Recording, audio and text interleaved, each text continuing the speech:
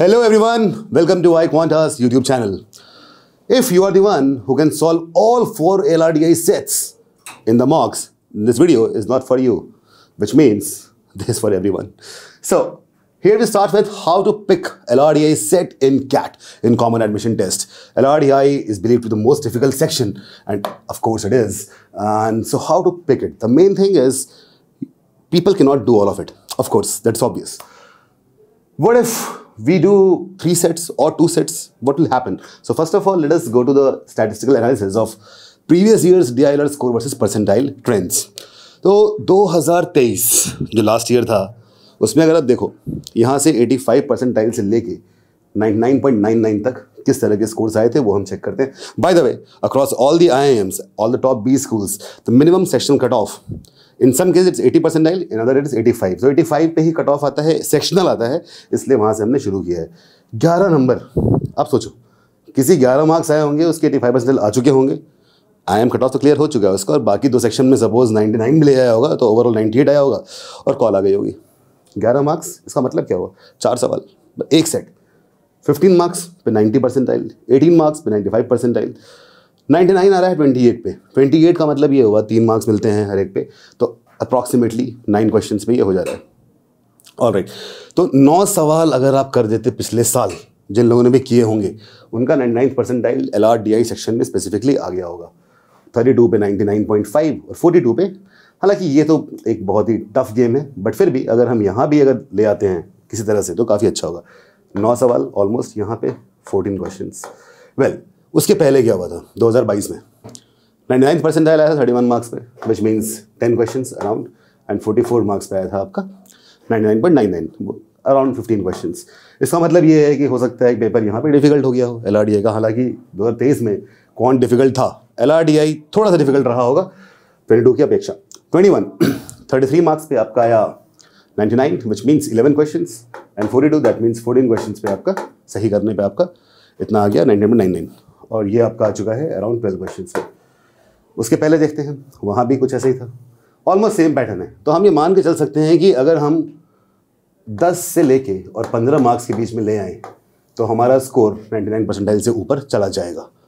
अब कोई बहुत ही ईजी कर दे इस साल तो हो सकता है कि ये चीज़ बढ़ जाए, लेकिन ईजी तो नहीं होने वाला.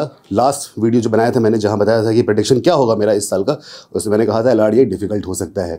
हो सकता है कि आपके यहाँ पे सिर्फ 12 मार्क्स पे ही 12 क्वेश्चंस पे ही 99.5 परसेंटाइल आ जाए, विच इज़ क्वाइट पॉसिबल. क्या पता उसके ऊपर भी आ जाए. एनीवेज, ये समझ में आ चुका है कि ये हमें करना है, इतने क्वेश्चन हमें करने हैं. 10 क्वेश्चंस को हमें करने ही करने हैं, मिनिमम 15 कर लिया बहुत बड़ी बात है, बट आपका एम होना चाहिए 12 क्वेश्चंस करना है. That should be the aim. Paper difficult हो या इजी हो, कुछ भी हो, ये आपका एम होना ही चाहिए. 12 questions overall, which means 2 sets complete करने हैं आपको विद 5 क्वेश्चंस ईच, और एक सेट आपको करना है उसमें मान लीजिए आपने थोड़ा गलत भी कर दिया तो 2 सही क्वेश्चन कर दिए तब भी काम बन जाएगा. ठीक है, ये करें कैसे? सबसे ज़रूरी ये है कि हम कौन से LRDI सेट्स पिक करेंगे. राइट, तो पहले आपको करना क्या है कि शुरुआत के 1 या 2 मिनट एक LRDI सेट को पढ़ना है, पूरा पढ़ना है, और 1-2 मिनट काफ़ी होते हैं पढ़ने के लिए. मानता हूँ 1.5 मिनट्स, तो 4 सेट्स में पढ़े, 6 मिनट निकल गया. आप बोले 6 मिनट में तो हम कुछ कर सकते थे, ऐसा नहीं है. 6 मिनट में अगर आपने ये चूज़ कर लिया कौन सा सेट पहले करना है तो आपको काफ़ी टाइम आगे बच सकता है. तो कई बार ऐसा भी होता है क्वेश्चन किस तरह का है, हो सकता है कि आपको स्कैन करने में 1.5 मिनट लगे ही ना, क्या पता 30 सेकंड लगे, ये पॉसिबिलिटी होती है. तो सबसे पहले हमें क्या ध्यान देना है कि डेटा रिप्रेजेंट किस फॉर्म में किया गया है. लेकिन different forms, I will discuss that in the next slide. Dynamic conditions, dynamic conditions क्या होती हैं इसको समझेंगे कि ऐसा क्या है LRDI में जो डायनामिक है. कंडीशंस तो होती ही होती हैं, पर डायनामिक कैसे होती है समझेंगे. Topic familiarity, then language complexity. इन 4 चीज़ों को ध्यान में रखते हुए हमें स्कैन करना है, कौन सा चूज़ करना है, कौन सा पहले सॉल्व करेंगे, कौन सा बाद में करेंगे, कौन सा नहीं करेंगे. ये सारी बातें हम समझ सकते हैं इन 4 चीज़ों को स्कैन करने के बाद. कैसे स्कैन करें, इन 4 का मतलब क्या है, चलिए समझते हैं. पहला, डेटा रिप्रेजेंटेशन. तो एक LRDI सेट बिल्कुल एक RC सेट जैसा होता है, क्योंकि RC में भी एक लंबा सा पैराग्राफ होगा, 4 सवाल होंगे डिफरेंट टाइप्स के. LRDI सेट में ऐसे होता है, एक लंबा सा पैराग्राफ होगा और उसके बाद 5 सवाल होंगे, 4 नहीं है 5 होंगे, इतना ही अंतर है. उसके बाद जो सेट्स बहुत ज़्यादा लंबे होते हैं उसमें यूजफुल इन्फॉर्मेशन बहुत ही लिमिटेड होती है, आमतौर पर ऐसा होता है. तो लंबा सेट बनाया क्यों जाता है? कंफ्यूज करने के लिए, डराने के लिए. आमतौर पे मैंने देखा है बहुत लंबा सेट अगर होगा तो उसके अंदर जो इन्फॉर्मेशन होगी भले देखने बहुत ज़्यादा लग रही होगी, लेकिन वो आपको सारा डेटा पहले दे देगी। The moment you make the table, आपका काम आसान हो जाएगा। तो आपका फोकस होना चाहिए टेबल बनाने के लिए, डायग्राम बनाने के लिए, कि किसी सेट के अंदर मान लेते हैं कि 9 कंडीशंस दी हुई हैं। सेट कुछ ऐसा है कि कुछ लोग हैं, उनके नाम दिए हुए हैं, उनकी चॉइस ऑफ कलर दिया हुआ है, वो किस देश के हैं ये दिया हुआ है, कौन सी भाषा बोलते हैं, कौन सा स्पोर्ट्स खेलते हैं, ऐसे 5-6 तरीके से किसी को क्लासीफाई कर रखा है। तो मान लो 5 लोग हैं और उनके 5 डिफरेंट टाइप के क्लासिफिकेशन है, तो 5 × 5 25 कंडीशंस हो गई ओवरऑल। इन 25 कंडीशंस जो हमें चाहिए डेटा बनाने के लिए, फिल करने के लिए, उन कंडीशंस को छोटा करके 9 में डाल दिया गया है और 9 कंडीशंस के थ्रू आप एक टेबल जो 5x5 ग्रिड बनेगा उसको फिल कर सकते हैं। तो इस तरह के सेट्स जहाँ बहुत सारी इन्फॉर्मेशन है, वो सेट दिखने में भले डिफिकल्ट होता है, लेकिन आमतौर पे वो आसान होता है सॉल्व करने में। उस पर हमें ध्यान देना चाहिए। उसके बाद जैसे टेबल आप बनाओगे, उसके बाद आपको फिर से उस सेट को देखने की ज़रूरत नहीं पड़ेगी। ऐसा आपने क्लास में देखा होगा, मैंने कई क्लासेस ली भी हैं जहाँ आपने देखा होगा कि एक लंबे सेट को मैंने टेबल बनाया, उसका हमारा काम काफ़ी आसान हो गया। टेबल बनाने में हमें लगा 7 मिनट, उसके बाद 4 सवाल करने में, जो आगे क्वेश्चन से 5 सवाल करने में, वो करने में हमें हर क्वेश्चन पे 3 सेकंड, 10 सेकंड, 5 सेकंड ऐसे ही लगते हैं। तो ओवरऑल 10 मिनट में एक बहुत लंबा सेट भी सॉल्व किया जा सकता है, गिवन दैट कि वो एक इजी सेट हो। अगर आपके इतने कंडीशन मिल जाते हैं, मैंने एग्जाम्पल दिया, तो वैसे सेट आपको पहले करना चाहिए। This can save time, increase your chances of getting it right. So the thing is how you are representing data. The best way is to make a table. और टेबल में हमेशा आप करो ग्रिड्स बनाओ, मैट्रिक्स फॉर्म। जैसे कि मैंने example दिया, 5 क्लासिफिकेशन थे, 5 लोग हैं, 5 × 5 25 वहाँ पे एंट्रीज होंगी। कोई मान लो आपका सेट है, राउंड रॉबिन टूर्नामेंट है, एक गेम चल रहा है, टेनिस चल रहा है, कुछ भी चल रहा है, तो उसके अंदर 5-6 देश खेल रहे होंगे और हर देश हर एक से खेल रहा होगा। तो इस तरह से अगर हमारे पास 6 देश हैं तो 6C2 15 टाइप के स्पोर्ट्स होंगे, 15 गेम्स होंगे, उनमें कौन किससे खेल रहा है, कौन हार रहा है, कौन जीत रहा है, ये सारी कंडीशंस को अगर हम एक डेटा में लिख लें, एक टेबल में लिख लें, तो हमारे लिए काफ़ी आसान होगा। अगर हम रैंडमली रफ में लिखने जाएंगे तो हम भूल जाएंगे। तो LRDI सेट्स का सबसे इंपॉर्टेंट काम क्या है कि data should be organized so that you can refer to it whenever you want to. Random rough में लिखोगे तो प्रॉब्लम होगी, जो कि हम बचपन में कई बार किया करते थे। बट यहाँ मेन जो स्किल सीखनी है वो सीखनी ये है कि किस तरह से डेटा को हम रिप्रेजेंट करें। ओके, अब आते हैं अगले पे, डायनामिक कंडीशंस। ऐसे मैंने बहुत सेट्स देखे हुए हैं जहाँ पे ना सेट छोटा सा होगा, अरे वाह छोटा सेट है, चलो कर लेता हूँ। तो जब मैंने शुरुआत में कैट तैयारी खुद शुरू की थी, छोटा सेट दिख रहा है, मैं बोला इसको पहले करूँगा, और मैं सिर्फ फंस जाता था। प्रॉब्लम क्या थी, सेट छोटा सा है, कुछ बातें लिखी, 5-6 पॉइंट्स लिखे, और जैसे ही क्वेश्चन पे गया, क्वेश्चन पे एक एडिशनल कंडीशन आ गई जो सेट में थी ही नहीं। चलो अब उसमें एक और चीज़ जोड़नी पड़ेगी, इतना कर लिया, सेकंड क्वेश्चन में एक और कंडीशन आ गई और ये बोल दिया है कि सेकंड क्वेश्चन की कंडीशन पहले वाले से इंडिपेंडेंट है। तो इस तरह के सेट होते हैं, कॉम्प्लेक्सिटी बढ़ा देते हैं आमतौर पे, हमेशा नहीं। तो अगर आप इस तरह के सेट से फेमिलियर नहीं हो, या आपको लगता है कि आप बहुत सारी कंडीशंस को बार बार चेंज करने से पिछली कंडीशन से इंडिपेंडेंट नहीं हो पाओगे, तो आपको सेट विज़िट अटेम्प्ट नहीं करने चाहिए। आइडियल ये है कि 4 महीने बचे हैं तो क्यों ना ऐसे सेट्स को भी हम बहुत ज़्यादा प्रैक्टिस कर लें, ताकि ये सेट ऐसा अगर आ जाए तो हम कर सकें। इसमें एक बात ज़रूर है, अगर ऐसे सेट्स आपने बहुत ज़्यादा कर रखे हैं तो आप हमेशा सही करोगे, लेकिन अगर आपने नहीं कर रखे हैं तो गलत होने के चांसेस बहुत ज़्यादा होते हैं। तो इस पर प्रैक्टिस बहुत इंपॉर्टेंट है। Okay, then coming to topic familiarity. Life of Pi का मैंने इमेज लगाया हुआ यहाँ पे। तो यान मार्टल ने, जो राइटर हैं लाइफ ऑफ पाई के, उन्होंने लिखा था कि repetition is necessary not only in the training of animals but also humans. अब किताब के अंदर जू कीपर था पाई, तो वो एनिमल्स की ट्रेनिंग की बात हो रही थी। तो रेपिटेशन होता क्या है कि जो हम बात बार बार करते रहते हैं, बार बार कोई काम करते रहते हैं, हम उसमें एक्सपर्ट बन जाते हैं। आपने देखा होगा, अगर जैसे कि अगर आप खाना बनाते हो या कोई भी खाना बनाता हो, कोई कुक हो, शेफ़ हो, मेड हो, या आपकी मम्मी खाना बनाती हो, पापा खाना बनाते हो, तो आपने देखा होगा उनको सब्जियां काटने की आदत होती है। दिन में कम से कम 2 बार सब्जी काटते हैं वो लोग। आप कभी शायद ना काटते हो, तो आप अगर सब्जी काटने आगे उंगली कट जाएगी, बट वो लोग काटते हैं तो प्याज को 3D में काट देते हैं, एक एक्स एक्सिस, वाई और जेड एक्सिस के अराउंड, और इतना परफेक्शन से करते हैं। ऐसा क्यों कर पाते हैं वो लोग? क्या वो लोग एक्सपर्ट हैं? बिल्कुल है। पर क्यों है? क्योंकि ये कई सालों से वो सेम काम करते चले जा रहे हैं। तो रेपिटेशन जितना ज़्यादा होगा उतना हम फेमिलियर होंगे, उतने एक्सपर्ट होते जाएंगे। इसी कारण से प्रैक्टिस इज़ वेरी इंपॉर्टेंट, और प्रैक्टिस करने के लिए बेस्ट रिसोर्स है वो है कोई भी एक मॉक, क्योंकि मॉक में टाइम भी होता है, टाइम लिमिट भी होती है। या कोई भी आप टेस्ट दो जहाँ पे टाइम लिमिट हो, तो वो आपके लिए प्रैक्टिस के लिए बेस्ट चीज़ है।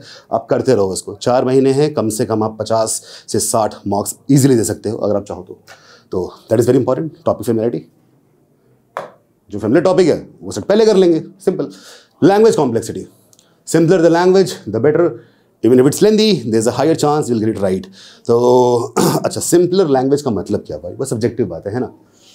मेरे को तो भाई मैथ्स बहुत पसंद है, तो बोलेगा vectors, vector fields, scalar quantities, मुझे मज़ा आ जाएगा।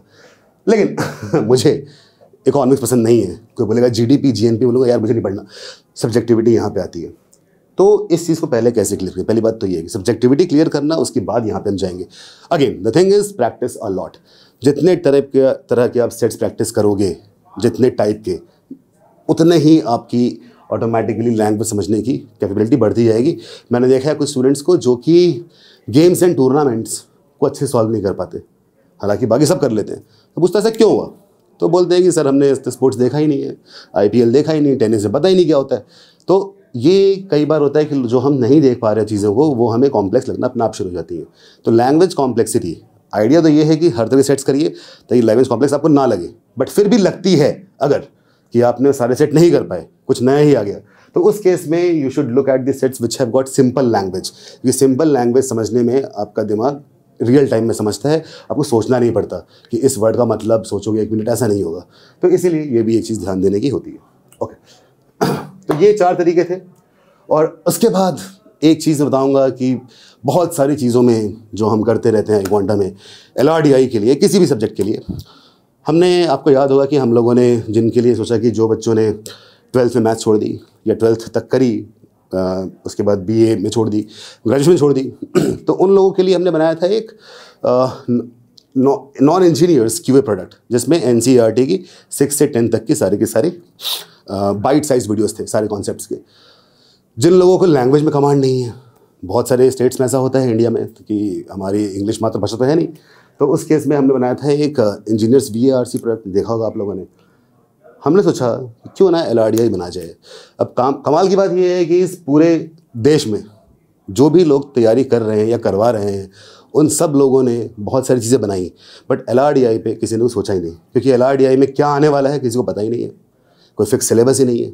तो जो मेरा एक्सपीरियंस पिछले 12 साल का है पढ़ाने का, और 4 बार कैट दिया है मैंने, और लाखों सवाल सॉल्व किए हुए हैं, तो मुझे एक चीज़ मालूम पड़ी कि जितना हम LRDI पढ़ाते हैं या पढ़ते हैं, कुछ और ही जाता है। हालांकि इसका मतलब ये नहीं जो हम पढ़ा रहे हैं वो ज़रूरी नहीं है कि उसी से संबंधित कोई पार्ट आ जाएगा, कि गेम्स एंड टूर्नामेंट्स में नॉकआउट अलग है, राउंड रॉबिन अलग है, उन दोनों को मिला के सेट बना सकते हैं वो लोग, सिलेक्शन डिस्ट्रीब्यूशन कंबाइन कर देंगे, ऐसे बहुत सारी चीज़ें कर सकते हैं वो लोग।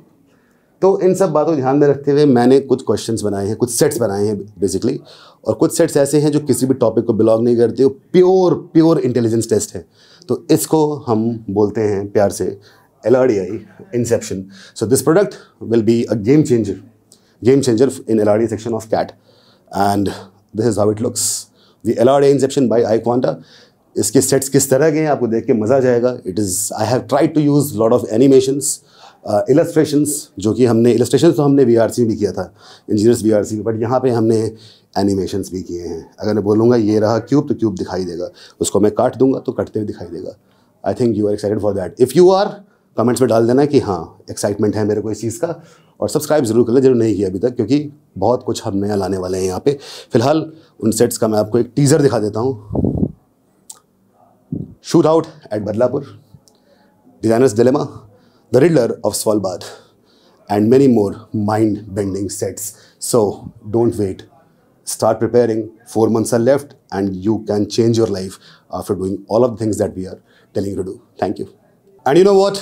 This product, LRDI Inception by iQuanta, will be a part of the CAT's final batch by iQuanta. Enrollments are open now. In the description, the link is given, the numbers are given. Just contact the support team and get enrolled. See you in the classes.